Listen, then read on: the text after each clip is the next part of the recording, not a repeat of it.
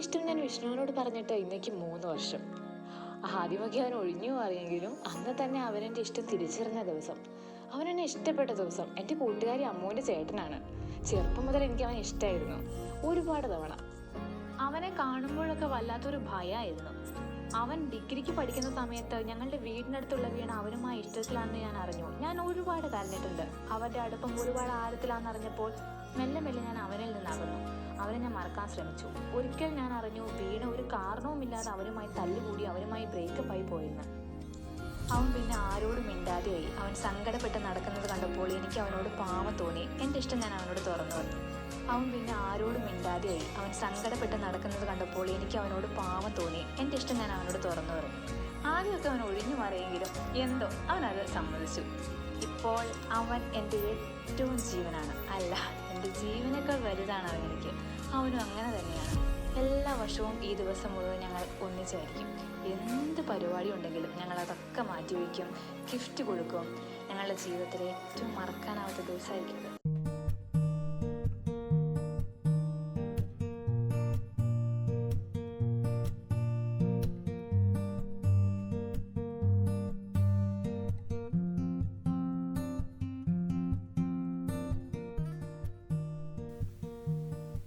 നീ പാർക്കിൽ വന്നിട്ട് ഒത്തിരി നേരം ഇല്ല, ഞാൻ ജസ്റ്റ് വന്നോളായിരുന്നു.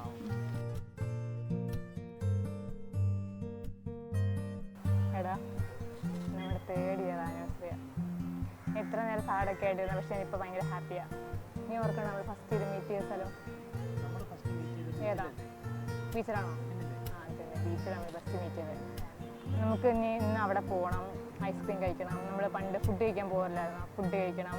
നമ്മുടെ മൊമെന്റ്സ് ഒക്കെ നമ്മൾ റീക്രിയേറ്റ് ചെയ്യണം. ഇന്ന് എനിക്ക് ഏറ്റവും മോസ്റ്റ് സ്പെഷ്യൽ ഡേ ആണ്. അടിപൊളിയായിരിക്കും.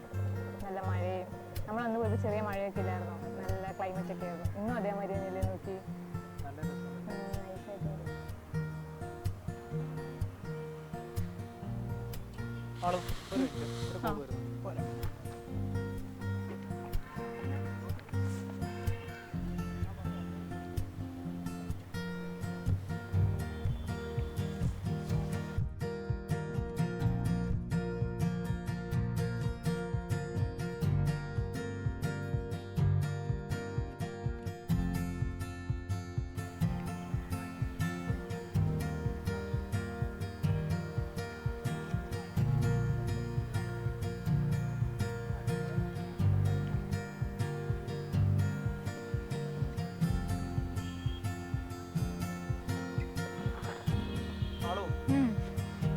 കുറച്ച് എമർജൻസിയാ. ഞാനൊന്ന് ഷോപ്പ് വരെ പോയിട്ട് പെട്ടെന്ന് വരാം. പെട്ടെന്ന് വരുമോ? പെട്ടെന്ന് വരാം.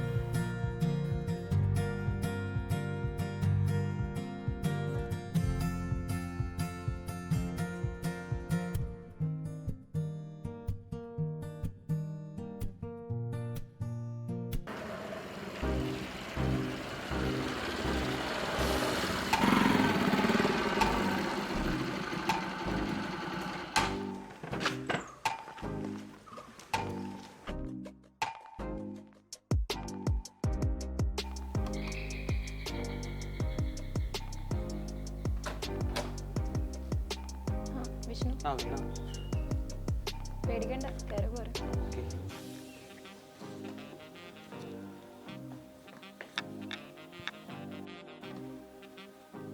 നിനക്ക്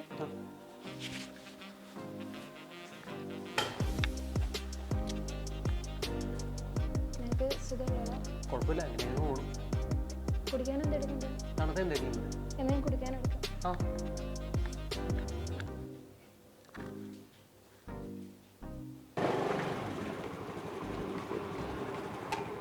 എടി, അത് വിഷ്ണുവിൻ്റെ വണ്ടിയല്ലേ? മാളുവിനോട് ചോദിച്ചു നോക്കട്ടെ.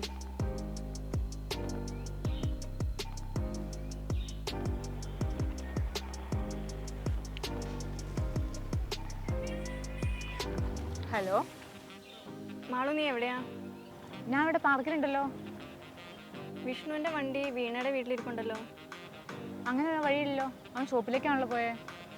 അറിയില്ല, ഞാനൊരു ഫോട്ടോ അയക്കാം. ഓക്കെ, എന്നാ നീ അയച്ചേ.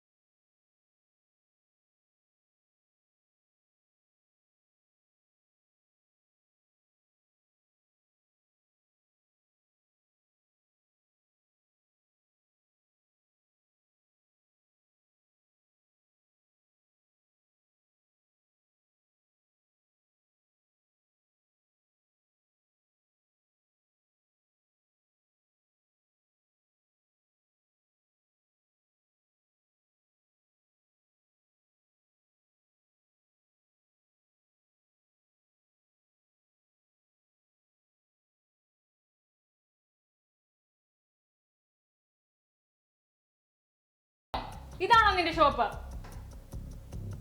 ഇല്ല, നീ കരുതുന്നൊന്നുമില്ല. വിഷ്ണു, എന്റെ കണ്ണുകളേക്കാൾ കൂടി നിന്നെ ഞാൻ വിശ്വസിച്ചിരുന്നു. നീ ഞാൻ പറയുന്നൊന്ന് കേക്ക്. നീ ഒന്നും പറയണ്ട, എനിക്കൊന്നും കേൾക്കുകയും വേണ്ട. ഇപ്പൊ നിന്നോട് എന്ത് പറഞ്ഞാലും നിന്റെ തല കയറില്ല. അതായത് നോർമലായിട്ട് സംസാരിക്കും. അപ്പൊ നീ പറഞ്ഞു വരുന്നത് ഞാൻ നോർമൽ അല്ലെന്നാണോ? മാളു, ഞാൻ ഒന്ന് പറയട്ടെ? നീ ഒന്നും പറയണ്ട, പണ്ടത്തെ കഥകളൊന്നും ഞാൻ ഓർമ്മിപ്പിക്കണ്ടല്ലോ. മാളു,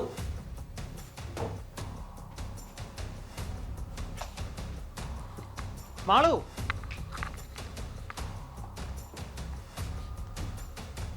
ഇത് എന്റെ അവസാന സമ്മാനം. ചേട്ടാ, എന്തെങ്കിലും പറ്റിയോ? എന്തെങ്കിലും പറ്റിയോ? ഒന്നും പറ്റില്ല, പിടിച്ചാ മതി. ഇത് എൻ്റെ ഭർത്താവാ. കഴിഞ്ഞ വർഷം ഒരു ആക്സിഡന്റ് പറ്റി കാലിന് ഫ്രാക്ചർ ആയതാ. ആശുപത്രി മൊത്തം കയറി ഇറങ്ങി, വീട് ജപ്തിയില്ല. എൻ്റെ ബ്രദർ പൈസ തരാമെന്ന് പറഞ്ഞിട്ടുണ്ടായിരുന്നു. പക്ഷേ ഇന്നലെ വിളിച്ചിട്ട് ക്യാഷ് റെഡി ആയില്ല എന്ന് പറഞ്ഞു. അപ്പോൾ ഒരു ഹെൽപ്പിന് വേണ്ടി വിഷ്ണുവിനെ വിളിച്ചതാ. വീണ എന്നെ വിളിച്ചപ്പോൾ എനിക്ക് പെട്ടെന്ന് കാര്യം പറയാൻ പറ്റിയില്ല. ഞാൻ വന്നിട്ട് പറയാമെന്ന് വിചാരിച്ചു. Vishnu, I am sorry, I am really sorry. കാരണം എനിക്ക് പെട്ടെന്ന് എന്തൊക്കെ ആലോചിച്ച് കൂട്ടേണ്ടി വന്നു. റിലേഷൻ ആകുമ്പോൾ തെറ്റുകാരനെയൊക്കെ സർവ്വസാധാരണ. അത് മനസ്സിലാക്കി മുമ്പോട്ട് പോവുകയല്ലേ വേണ്ടേ?